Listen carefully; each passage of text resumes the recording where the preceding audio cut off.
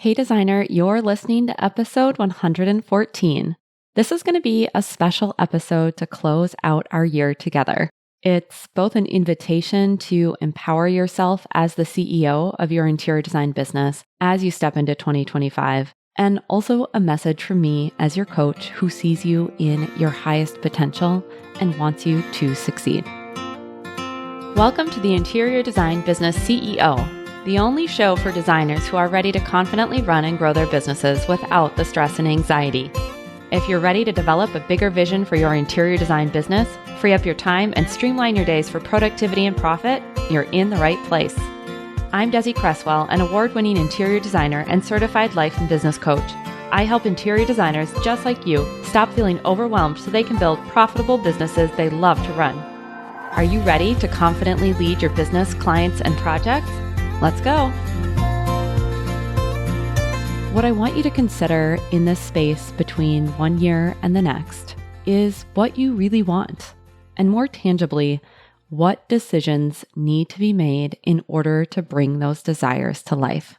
Growing an interior design business you love to run, a business that supports you creatively, financially, and allows you to be who you want to be in your personal life as well, is really a series of decisions. Business is decision making. You decide what you want, your vision. And if you want to spend a little time in this quiet transition between the new year, definitely go over and check out my business and life vision journal. It's totally free, my gift to you. You can download that at desiid.com/vision. But you decide what you want. You decide how you want to go about moving toward that vision in the many possible ways that you could. You'll decide who or what kind of help you want and need to get there. You decide you're going to do those things, even when it's hard, even when life happens, even when project timelines start to overlap and you've got to adjust your plan because things are a little too full. Even when you get off track and you kind of get distracted by something, we always have to decide to come back to what our commitment is to ourselves and what the business needs. You've got to decide to be nice to yourself in the process and keep going until it is done. And it is most definitely a decision to decide who you will become in the process of going after these desires and going after these goals. And it's your responsibility to decide what you want to believe about yourself and your capabilities. That is up to you. What I really want you to hear is that as you picture your vision for 2025, the difference between wanting that vision and having that vision, it's just decisions. Hoping something happens is very passive. It's not how we get things done. Deciding what you want and making a sustainable plan to support yourself, that is leading yourself as the empowered CEO I know you are and you're meant to become in this coming year, because that is always an evolving process. If you don't decide who, what, and how, it will not get done. And let me be clear. I know I'm saying just decide. It's all decisions. Yes, it is. And I also know that decisions are hard. It can take courage. It can take radical self-honesty. It can mean tough conversations and stepping into the unknown. So I know that making decisions can be a challenge. And I also know that taking action on those decisions is not always easy. But those commitments of what you decide to be true for you and the way you want to go about things in your business, that is what is required to build your version of self-defined success. I want to give you a couple of questions to reflect on now as you listen, and I highly encourage you to take these to a journal for additional reflection if you are the writing type. The first question is, where am I undecided? Like, what are all of those unmade decisions that need to be addressed? That could be the big picture vision that you hold for the year. It could be more in the day-to-day, but look for, where are you undecided? The second question is, where am I straddling decisions? This is a big one. Where are you having one foot in and one foot out, or one foot in one pot and one foot in another? Sometimes I like to think about this as straddling two mountain ranges. It's very uncomfortable, but we're trying to keep our options open. And what happens is we really don't have any firm option then. So where are you straddling decisions? And then what needs to happen in order to make a decision or make a series of decisions? These could be internal shifts, and I'm going to share some beliefs with you that are going to help with that. Or they could be some external shifts where you need to get some information, you need to get some coaching, you need to look at some data in your business. But what needs to happen in order to make an empowered decision? I mentioned I want to share some beliefs with you. And these are powerful beliefs that are going to help you make decisions and pursue your goals with purpose. The first belief is, I know what I want. Now, often when I encourage designers to explore their vision or that big picture dream of theirs, sometimes there's some resistance to this, or we want to say, I don't know. And that's okay. But I want to invite you to consider that you probably do know. You probably have a pretty clear picture of what you want if you allow yourself to own it.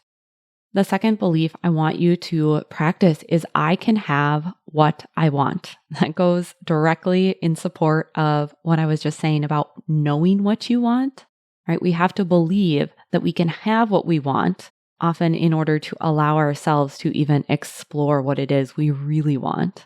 Not just that vision that we think we should have or that vision of what we see other people doing, but what is your unique vision? Even if it's not what everyone else is doing or the exact way that someone's doing it or the expression of how the design is done, you can have what you want. The other belief is I'm capable of getting what I want, meaning you know how to be resourceful, you know how to get support when you need it, you know how to figure things out and problem solve. You are capable. And the last belief I want you to practice when it comes to your 2025 goals is it's done, because it can be.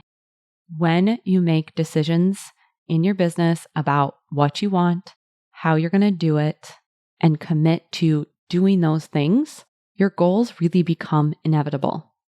Sometimes when we believe it's done, our timelines can be a little bit off. It's not to say it's going to be done next week or it's definitely going to be done in this year. That is certainly the intention and the way that I want you to plan, but it will get done. It absolutely will, because you know what you want, you can have what you want, you're capable of getting what you want, and those means it's done. And if there's part of your brain that wants to reject these beliefs, I just invite you to get curious about why. Often it's a protection mechanism or wanting to get into confusion around these because then we don't have to take action or make decisions, right? Because when we're in the in-between, when we're undecided, we get to stall out. And now I know we often don't think of stalling out as a beneficial thing. And intellectually, it is not. But there is safety in stalling out. There is often safety in that discomfort of spinning our wheels. And so that might be why your brain is resistant to some of those beliefs that I just offered. So I want you to look for ways that they might be true. You don't have to just blindly adopt them just because I said so, but look at how could those beliefs be true for me? How have they been true in the past? What are areas in my life where they're true, even if maybe it doesn't feel true in my business? And of course, coaching is so beneficial here. Looking at what it is you believe about yourself, about your goals, what is possible for you in this coming year. That is why I decided to offer my annual goal setting workshop, again, Create Your 2025 Roadmap.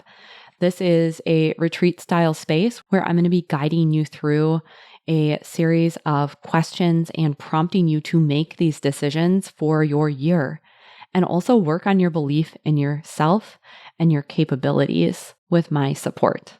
Create Your 2025 Roadmap is going to be held January 9th and 16th. Like I said, there is a guided retreat style session where we're going to be doing this work together. So this isn't going to be me just spewing a bunch of information at you and then sending you off to do it on your own. We're going to be planning your year in real time.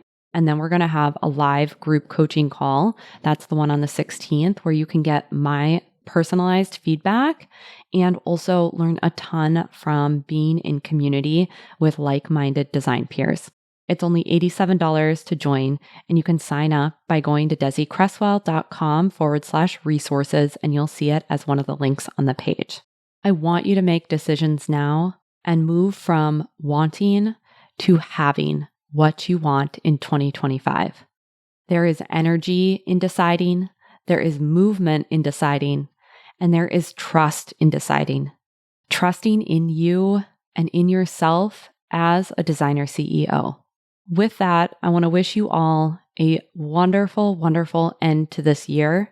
Each one of you has been a very special part of my year as you continue to support the podcast by listening, sharing with others, and leaving your reviews. So thank you, thank you, thank you for being here with me. I'm going to be back next week with an episode where we're going to revisit self-accountability. One of those decisions you can make to be accountable to yourself, just like you would a client. Until then, I am wishing you a beautiful week. Thanks for joining me for this week's episode of the Interior Design Business CEO. If you want more tips, tools, and strategies, visit www.desiCresswell.com. And if you're ready to take what you've learned on the podcast to the next level, I'd love for you to check out my signature group coaching program, Out of Overwhelm.